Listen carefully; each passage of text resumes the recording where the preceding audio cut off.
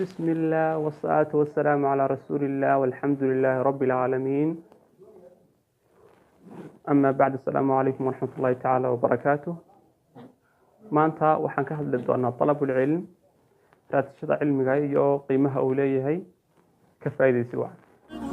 هلا مرحبا يا كرام الوجوه لكم تزدهي talabul cilm ama raadashada cilmigu waa shay aad iyo aad u muhiima. casrigan ama xilligan aan nool nahayna waa xilligii cilmiga.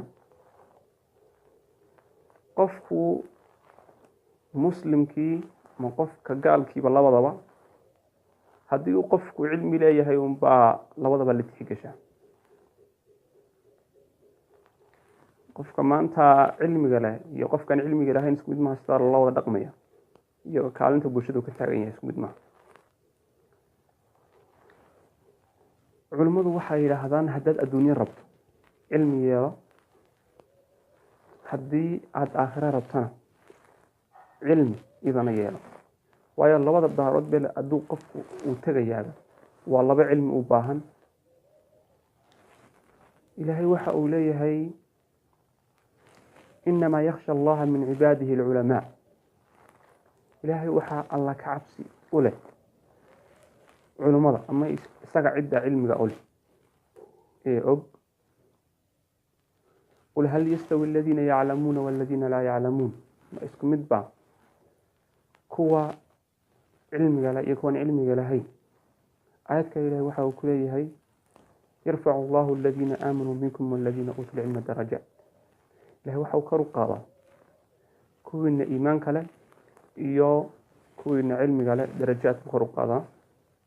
rasuulku sala allahu calayhi wasalam waxa uu leeyahay fadlu lcaalim cala alcaabid, fadliga caalimku uu ku leeyahay ama uu dheeryahay caabidka, dheeraadka aan anigu leeyahay marka loo eego kiina ugu hooseeyo xagga cibaadada iyo xagga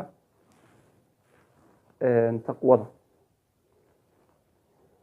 rasuulku sala allahu calayhi wasalam waxa uu kale uu leeyahay fadlu lcaalim cala alcaabid, dheeraadka uu leeyahay qofka caalimkii qofka caabidkii ku leeyahay sida kalqamar calaa saa'iri nujuum, dayaxu sida uu ku yahay xidigaha.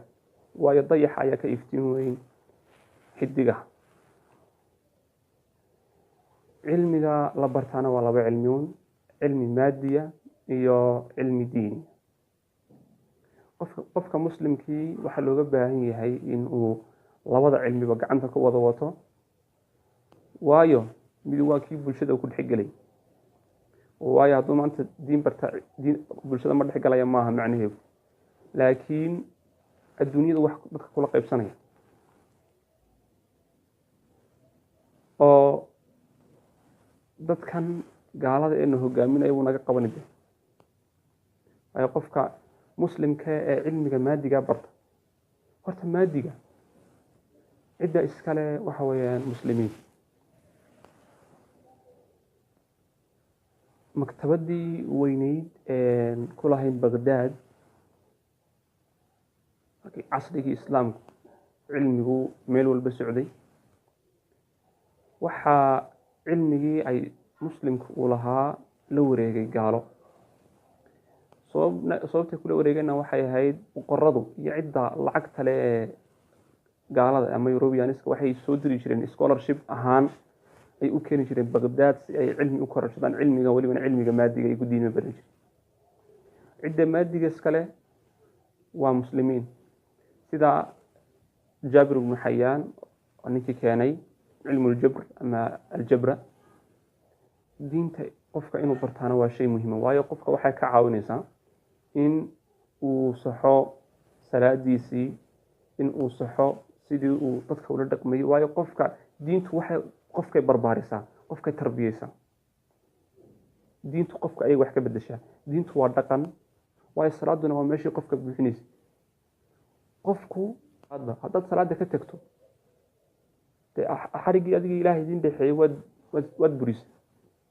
dee maxaad kaloo markaa samaynay? marka inaan cilmiga diiniga barana waa shay muhiima.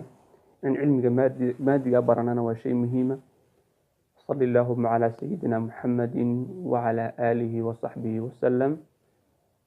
هنقلت بخير إنها تابت وادت فيديو جعلاتي سبسكرايب سدوكر اللايك. السلام عليكم ورحمة الله تعالى وبركاته.